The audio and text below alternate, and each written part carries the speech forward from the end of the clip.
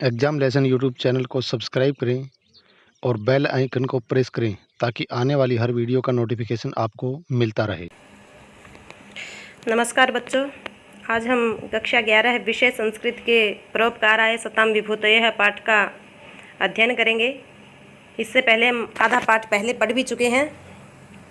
यहाँ तक हम इस पाठ को पढ़ चुके हैं और इसमें हमने पढ़ा था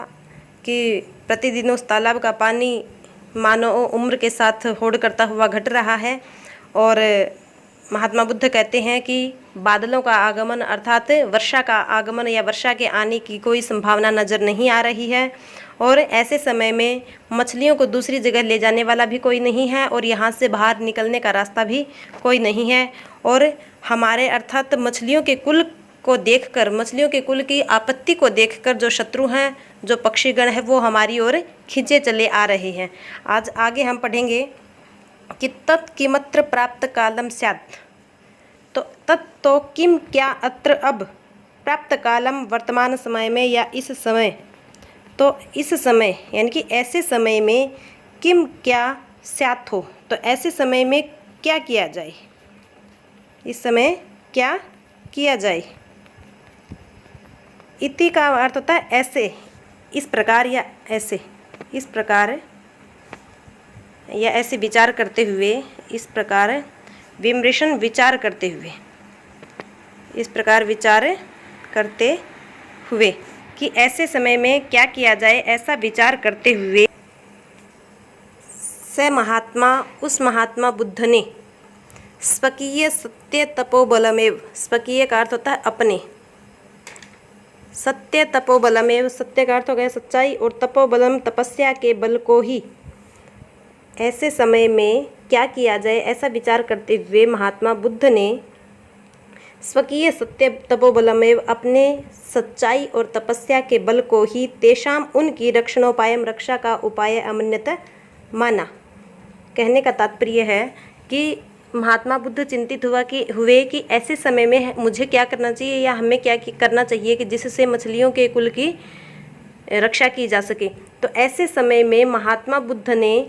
अपने सत्य और तपस्या के बल को ही उनकी रक्षा का उपाय माना। अर्थात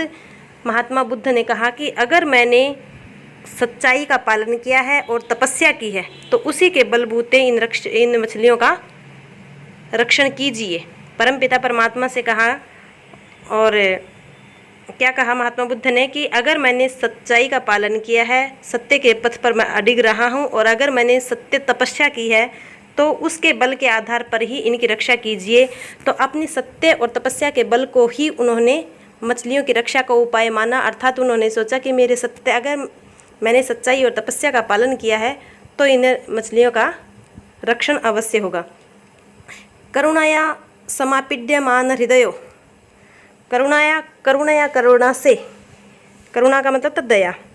तो दया के कारण समापीड्यमान हृदय, संवेदनशील हृदय वाले, करुणा से समापीड्यमान, संवेदनशील हृदय का मतलब हृदय वाले, संवेदनशील हृदय वाले,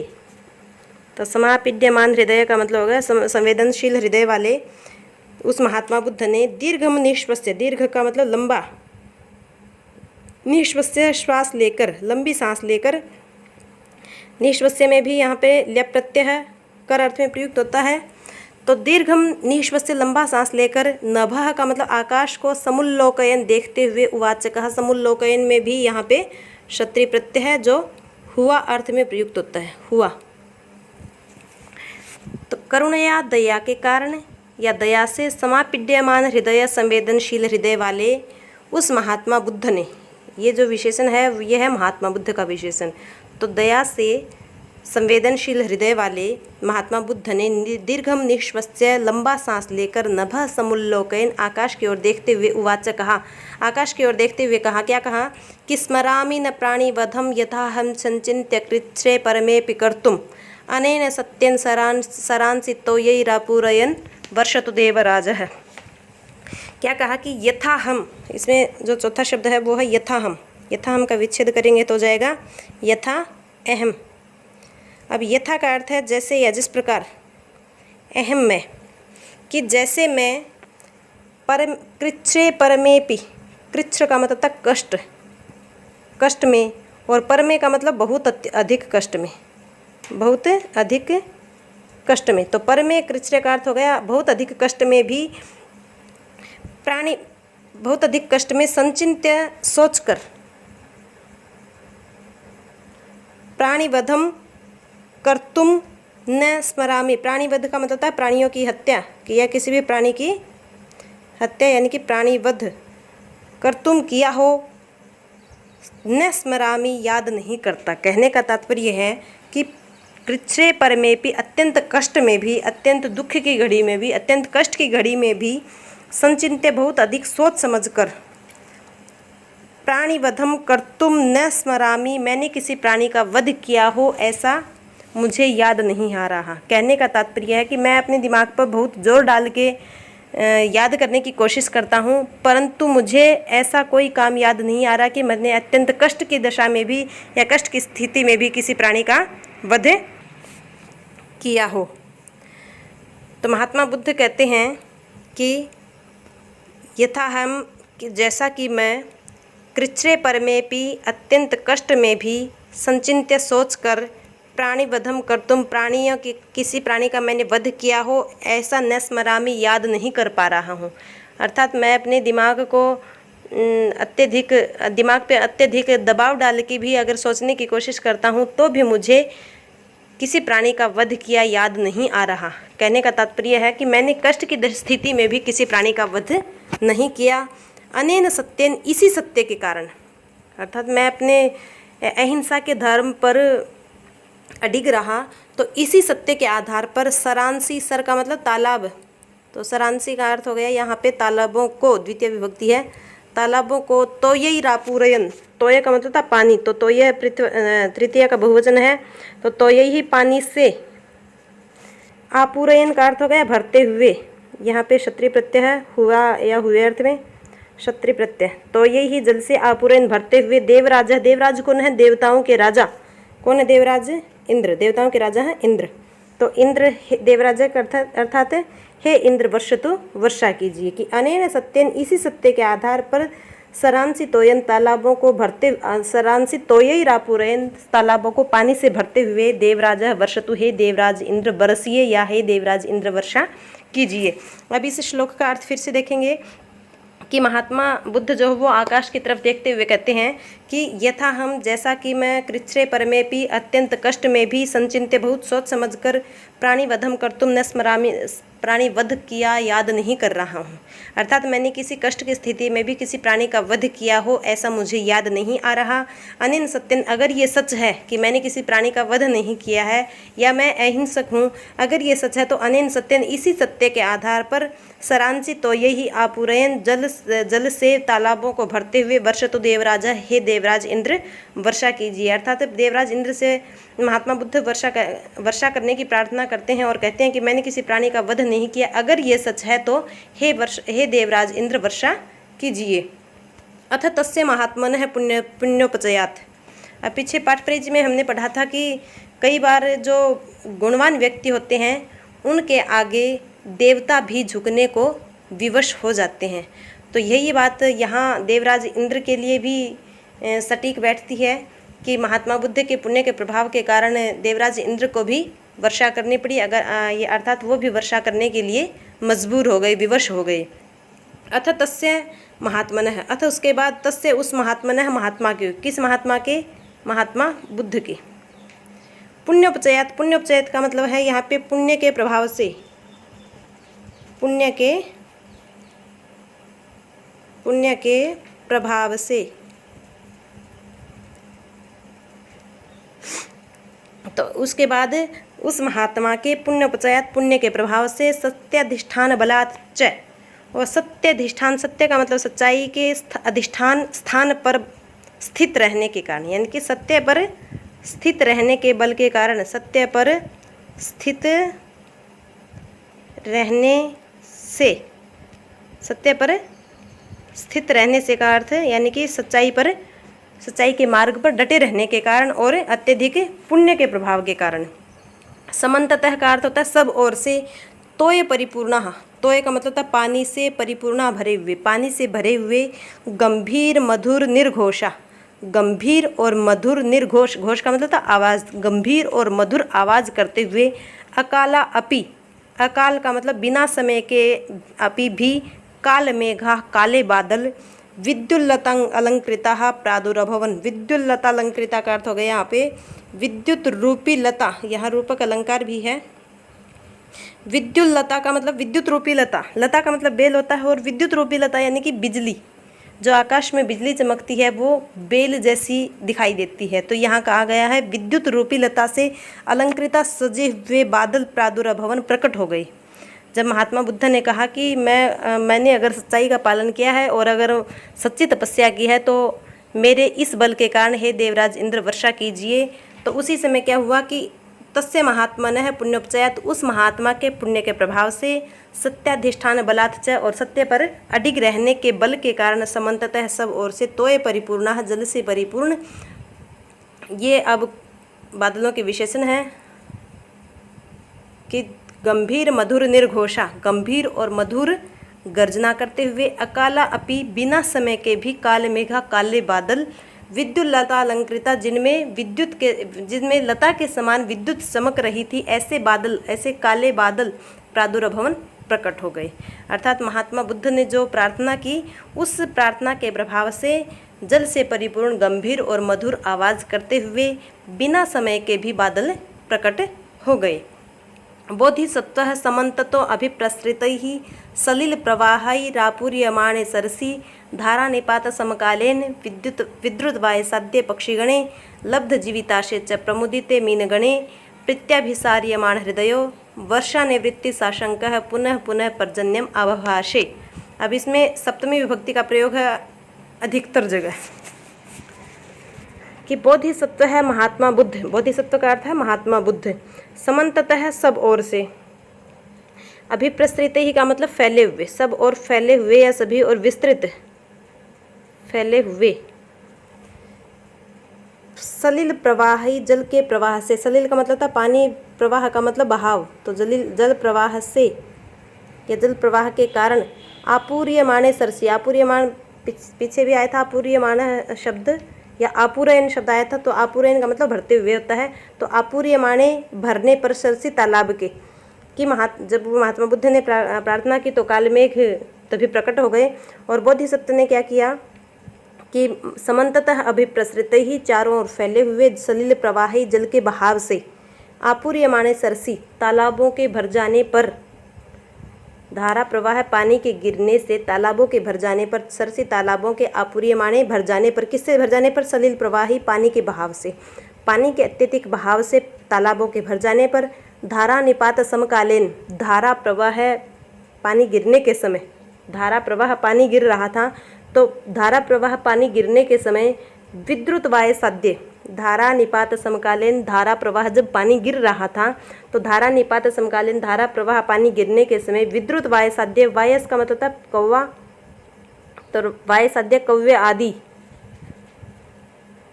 कौवे आदि पक्षीगणे, पक्षियों के समूह के विद्युत भाग जाने पर, भागने पर, वो भाग क्यों गए, क्योंकि उनकी जो आशा थी वो खत्म होती दिखाई दी उनको, क्योंकि अत्यधिक वर्षा हो गई थी और वर्षा के कारण तालाब भर गए थे और मछलियों को जीवन की आशा मिल गई थी, और इनकी आशा, कौवे आदि पक्षियों की जो आशा थी वो खत्म होती नजर आ रही थी। तो विद्युत वाय साध्य पक्षीगणे, धारा निपात समकालीन, धारा प्रवाह पानी के गिरने के समय विद्युत वाय साध्य पक्षीगणे, वायस आदि पक्षीगण के, वायस आदि पक्षी समूह के विद्युत भाग जाने पर, लब्ध जीवित आशय, और जीवन की आशा मिलने पर, जीवन की आशा किनको मिली थी, मछलियों को, और आशा खत्म किन की हुई थी, कौवों की। तो मछलियों के जीवित आशा, जीवन की आशा प्राप्त होने पर, मछलियों को जीवन की आशा मिलने पर, मछलियों को लब्ध जीविताशय, जीवन की आशा प्राप्त होने पर, अर्थात अब हम जी सकेंगी ऐसी आशा प्राप्त होने वाली मछलियों के प्रमुदिते मीनगणे, प्रसन्न होने पर, प्रमुदिते का मतलब प्रसन्न होने पर, मीनगणे मछलियों के प्रसन्न होने पर, प्रत्याभिसार्यमाण हृदय, प्रीति से अभिसार्यमाण युक्त हृदय वाले, यानी कि प्रीति यानी कि प्रेम से युक्त हृदय वाले, या जिसके हृदय में प्रेम है, प्यार है, प्रीति है, तो प्रीति से या प्रेम से युक्त हृदय वाला वह कौन है? महात्मा बुद्ध। वह बोधिसत्व वर्षा निवृत्ति साशंका, वर्षा के निवृत्ति मतलब लौटने की, साशंका आशंका से, लौटना मतलब खत्म होने, वर्षा के बंद होने की आशंका से, कि वर्षा कहीं बंद न हो जाए, वर्षा थम न जाए, इस आशंका से पुनः पुनः बार बार पर्जन्यम आभभाष्य, पर्जन्य का मतलब भी बादल होता है, तो पर्जन्यम बादलों से आभभाष्य कहने लगा। अब महात्मा बुद्ध ने बादलों से क्या कहा, इससे पहले एक बार फिर वही पढ़ेंगे हम पीछे वाली पंक्ति कि बोधिसत्व समन्तत अभिप्रसृत ही, बोधिसत्व महात्मा बुद्ध समन्ततः जब चारों ओर से अभिप्रसृत ही फैले हुए सलिल प्रवाही पानी के प्रवाह से या पानी के बहाव से आपूर्यमाणे सरसी तालाबों के भर जाने पर, कि चारों तरफ इतना पानी गिरा कि तालाब भर गए, तो तालाबों के भर जाने पर धारा निपात समकालीन धारा प्रवाह पानी के गिरने के समय विद्रुत वायसाध्य पक्षीगण, कव्य आदि पक्षीगणों के वहाँ से भाग जाने पर,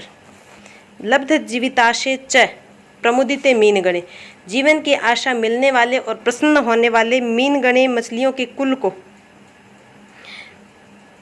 या मछलियों के कुल के प्रसन्न हो जाने पर, या मछलियों के कुल को जीवन की आशा मिलने पर और प्रसन्न होने पर प्रत्याभिसार्यमाण हृदय, प्रसन्नता से या प्रेम से प्रीति से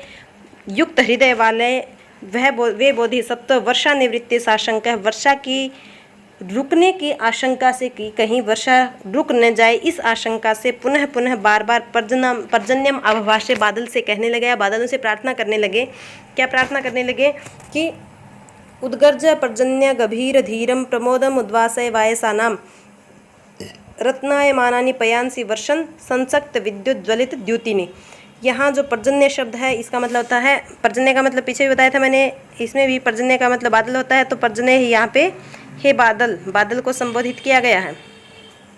कि पर्जन्य हे बादल। फिर दूसरी पंक्ति में देखेंगे पहले हमें कि रत्नायमानानि पयांसी वर्षन संसक्त विद्युत ज्वलित द्युतिनी। ये जो शब्द है संसक्त विद्युत ज्वलित द्युतिनी, संसक्त का मतलब युक्त, विद्युत ज्वलित द्युतिनी, बिजली की जो चमक है,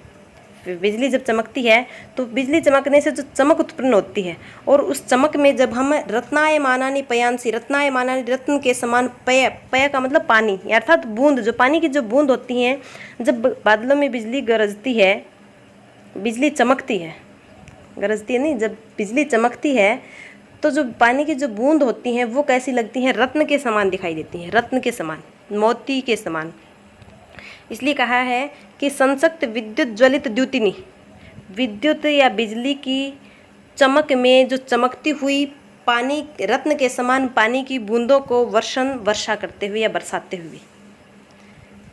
बिजली के चमकने पर रत्न के समान प्रतीत होने वाली पयांसी जल बूंदों को वर्षण बरसाते हुए। दूसरी पंक्ति का अर्थ है कि बिजली के चमकने पर जो पानी की बूंद है वो रत्न के समान प्रतीत होती हैं, उन रत्न के समान प्रतीत होने वाली पानी की बूंदों को वर्षण बरसाते हुए।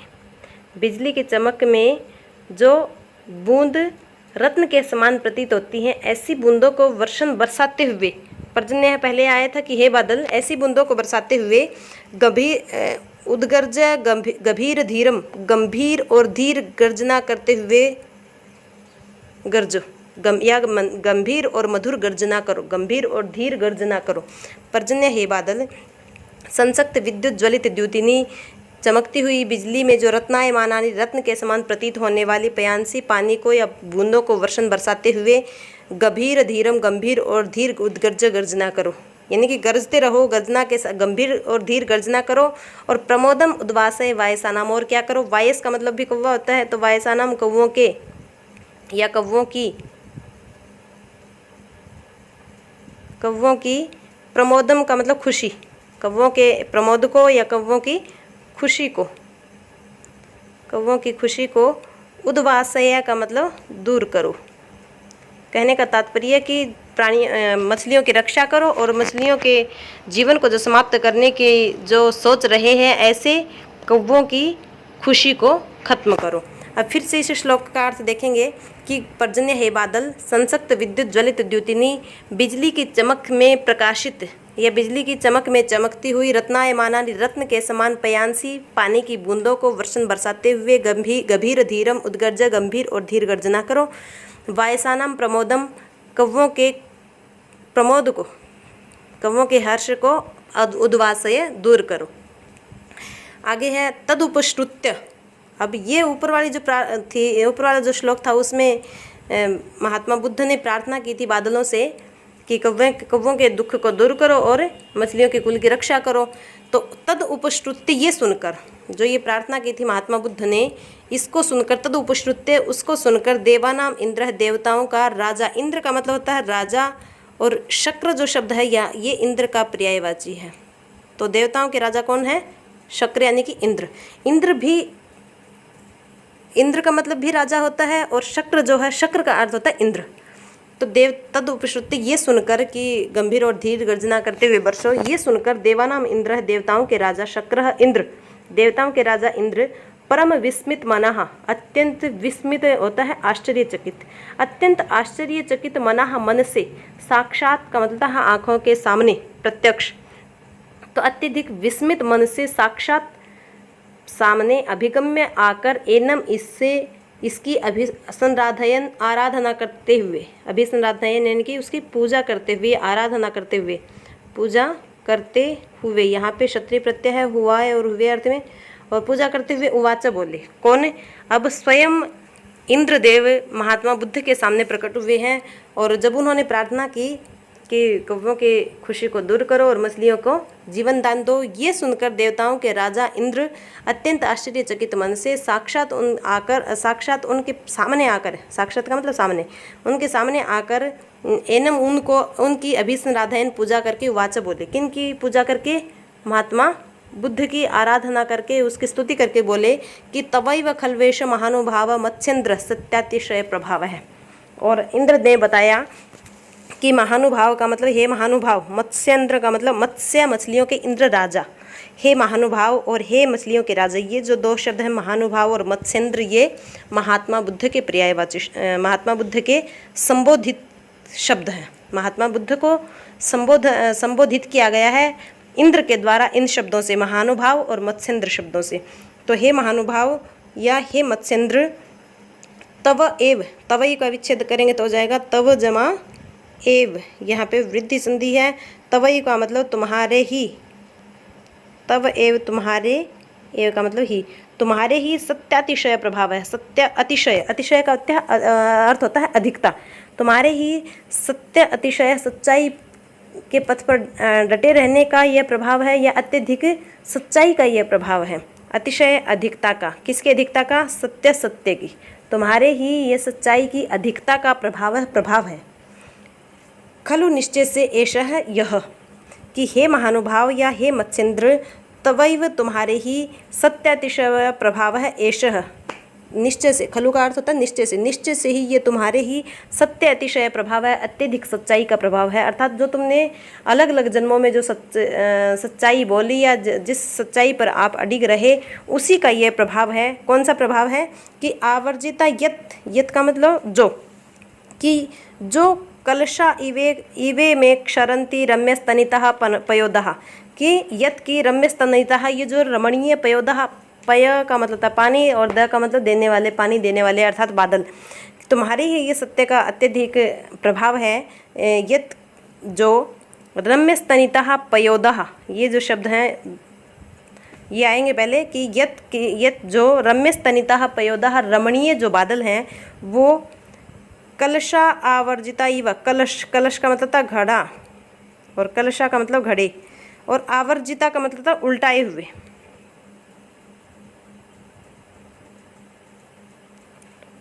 उल्टाए हुए यानी कि भरे घड़े को, पानी से भरे घड़े को हम उल्टा करते हैं तो पानी धारा प्रवाह निकलता है, तेज गति से पानी निकलता है घड़े से। तो यहाँ घड़े की तुलना की गई है, पानी से भरे हुए घड़े को हम जिस प्रकार उल्टा देते हैं, तो कलशा आवर्जिता इव, उल्टाए हुए घड़े के समान, इमे ये क्षरंती बरस रहे हैं। महात्मा बुद्ध के सामने इंद्रदेव प्रकट होकर कहते हैं कि हे महानुभाव, हे मत्स्येन्द्र, ये तुम्हारी ही अत्यधिक सच्चाई का प्रभाव है कि ये जो रमणीय बादल हैं वो आवर्जिता कलशा इव, उल्टाए हुए घड़े के समान क्षरंती बरस रहे हैं या वर्षा कर रहे हैं। कहने का तात्पर्य है, इंद्र महात्मा बुद्ध से कहते हैं कि इसमें मेरा कोई हाथ नहीं या मेरा इसमें कोई सामर्थ्य नहीं है, इतना सामर्थ्य नहीं है, बल्कि ये तुम्हारी ही सच्चाई का प्रभाव है कि उल्टाए हुए घड़ों के समान ये बादल पानी बरसा रहे हैं।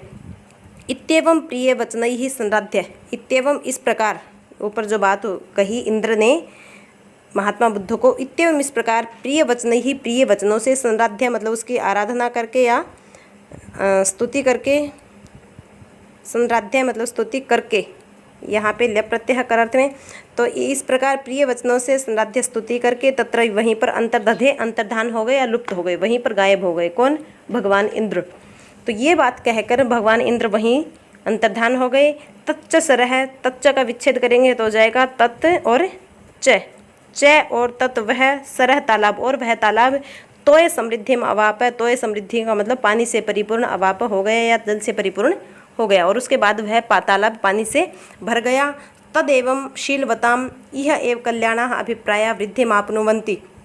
परागे परत्र च, तदेवं तो इस प्रकार, शीलवताम, शील का मतलब था सदाचारी, तो सदाचारी जो लोग हैं उनके, सदाचारियों के, षष्ठी विभक्ति यहाँ पे बहुवचन, तो इस प्रकार सदाचारियों के, इह का मतलब इस लोक में, इह इस लोक में यानी कि वर्तमान काल में, वर्तमान जो जीवन है उसमें, तो तदेवं तो इस प्रकार शीलवतम सदाचारियों के, इह एव इस लोक में ही, कल्याण अभिप्राय जो कल्याण के अभिप्राय हैं, कल्याण के अभिप्राय यानी कि जो दूसरों की भलाई के जो काम हैं वो वृद्धि मापनुवंती, वृद्धि को प्राप्त करते हैं अर्थात पूर्ण होते हैं। दूसरों के भलाई के जो कार्य है वो इस लोक में उनके पूर्ण होते हैं। प्रागेव परत्र च, और इसी प्रकार प्रागेव पहले जन्मों में भी वो उनके कल्याण के अभिप्राय पूर्ण होते हैं। परत्र, प्राक, प्रागेव का विच्छेद करेंगे तो हो जाएगा प्राक और एव, प्राक का मतलब था पहले, पहले भी यानी कि इस जन्म से पहला जो जन्म था उनमें भी वैसे ही कल्याण के अभिप्राय उनके पूर्ण होते हैं। परत्र, पर का मतलब था दूसरा या आगे आने वाला, तो परत्र का मतलब परलोक में, आगे आने वाले लोक में भी उनके कल्याण के अभिप्राय उसी प्रकार वृद्धि को प्राप्त करते हैं या पूर्ण होते हैं। अतः शील विशुद्धौ प्रयतितव्यम, अतः इसलिए शील विशुद्धौ, अपने शील यानी कि सदाचार को, अपने व्यवहार को विशुद्धौ शुद्ध करने में प्रयतितव्यम, हमें भी प्रयत्न करना चाहिए। कहने का मतलब कि महात्मा बुद्ध ने अपने सत्य और तपस्या के बल पे मछलियों के कुल को जिस प्रकार बचाया और भगवान इंद्र भी वर्षा करने के लिए वशीभूत हो गए, या भगवान इंद्र को भी महात्मा बुद्ध ने अपने वश में कर लिया, उसी प्रकार इसीलिए कहा है कि जो सदाचारी लोग हैं उनके जो कल्याण के अभिप्राय हैं या दूसरे के उपकार के जो काम हैं वो इस लोक में पूर्ण होते हैं, पहले वाले लोकों में भी पूर्ण होते हैं और आगे वाले लोकों में यानी कि परलोक में भी वो पूर्ण होते हैं। इसलिए हमें भी अपने सदाचार को विशुद्ध करने में, अपने सदाचार की शुद्धि में प्रयतितव्य में हमेशा प्रयत्नशील रहना चाहिए, प्रयत्न करना चाहिए। इसी के साथ हमारा तीसरा पाठ परोपकाराय सताम विभूतय है पूर्ण हुआ, और मुझे आशा है कि आपको ये पाठ समझ आया होगा। और इसके बाद इसमें पीछे नीचे शब्दार्थ दे रखे हैं, वहाँ से आप शब्दार्थ देख के कुछ मुश्किल शब्दों का अर्थ जान सकते हैं। और एक बार इस वीडियो को फिर से ध्यान से सुने, समझें और जानें, ताकि आपका जो स्मरण है वो दीर्घकालिक हो, लंबे समय तक बना रहे। इसी के साथ आप सभी का धन्यवाद।